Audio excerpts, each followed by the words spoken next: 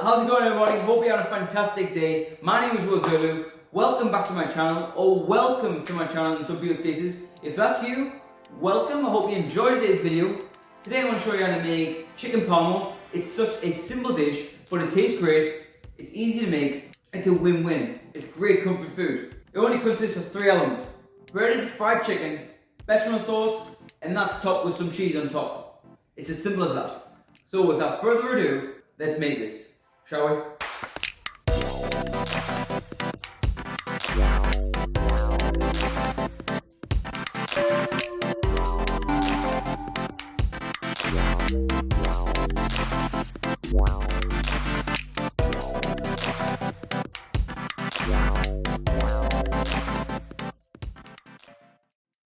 Alright, so chicken parmo, it's a very basic dish to say the least. It only consists of 3 elements at most. A chicken breast, which is then butterflied and battered out so it's nice and thin, which is then breadcrumbed and deep fried so it's nice and crispy, and then topped with bechamel sauce and finely grated cheddar cheese. It could not get any simpler.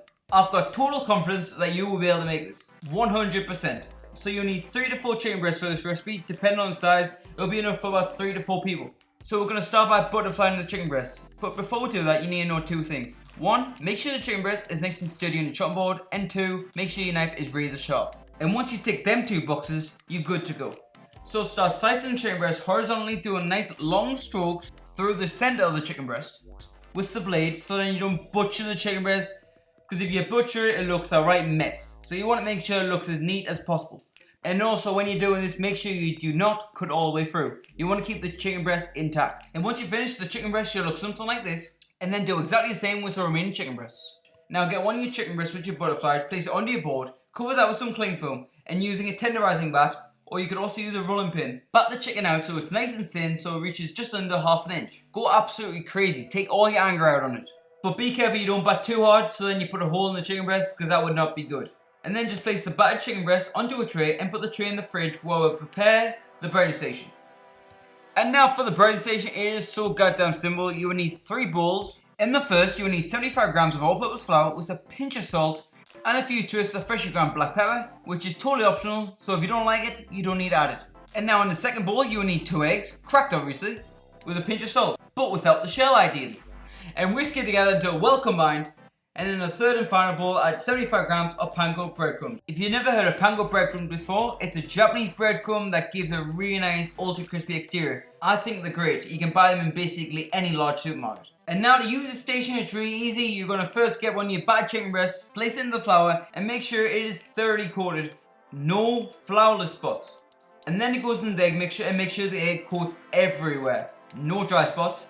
And finally into the breadcrumbs, and compact it down to make sure it coats every crevice. And that's it. Place it onto a tray and repeat for the remaining pieces of chicken. And now for the frying. Pick yourself a pan that's wide enough so the chicken can easily sit in the oil without because the chicken ain't going to be happy in a squished pan. That's for certain, because would you like to be squished? I very much doubt it. And fill the pan halfway with a neutral tasting oil like rapeseed or vegetable oil. The reason for this is because they have a very high burning point, which means they're perfect to fry with. And heat the oil up to 175 Celsius or 350 Fahrenheit. And carefully lower one of your chicken breasts into the hot oil, and guys, make sure it's going away from you so you don't get splashed from the hot oil, because trust me, it's a nasty burn. And cook for approximately 7 to 10 minutes until golden brown and crispy, and the internal temperature reaches 75 degrees Celsius. And then place on a wire rack to allow it to drain. And repeat for the remaining pieces of chicken.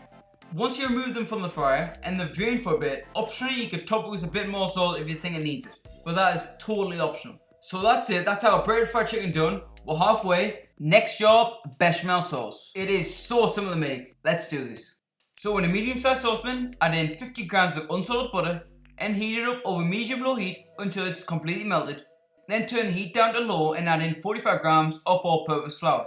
And whisk it together until combined, then turn the heat to medium and cook it, whisking it constantly until it starts to bubble and the flour is cooked out. Once the flour is cooked out, you're going to start to pour in 500 milliliters of chilled whole milk and turn it back up to medium heat, and make sure you're whisking this constantly until it starts to thicken to avoid it from catching on the bottom of the pan, because that would be a disaster. That could potentially ruin the whole dish. And then once it's thickened and it coats the back of the spoon, that's it. That's how you make bechamel sauce. Now we're going to turn the bechamel sauce into a Mornay sauce. So remove from the heat and add in 112 grams of finely grated cheddar cheese. But hold on one second. In total, you want to grate 150 grams of cheddar cheese and reserve a quarter of that behind for later on. So once you've added the cheddar cheese to your bechamel, whisk that together until beautifully smooth and combined. Then season it to taste with salt and pepper, and to finish it off, add a fine grain of fresh nutmeg. And once again, whisk it together, and that's it. How easy was that? That was easy, right? It's assembling time. Get your bread fried chicken and place it onto a tray which has been lined with some tin foil, then top it with some bechamel sauce and sprinkle over the remaining cheese and pop it under a red hot grill until hot and bubbling, and there you go. If you want to finish it off with a bit more char, get yourself a trusty old blowtorch and do it that way. That's what I would recommend, so you got better control. And there you go, that is it. That is how you make chicken Parmo. Just plate up, top with some finely chopped parsley, and serve as a salad if you wish. And I hope you enjoy it.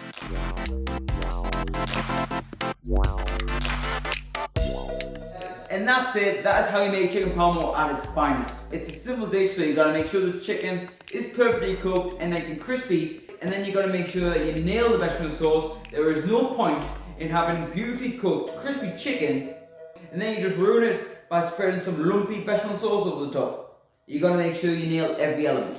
If you do that, you're gonna experience the best chicken Parmo of your life. I guarantee it. So if you enjoyed this video or you learned something, I would really appreciate it if you could click the like button and subscribe to my channel. And I'll see you guys in a bit. Take care.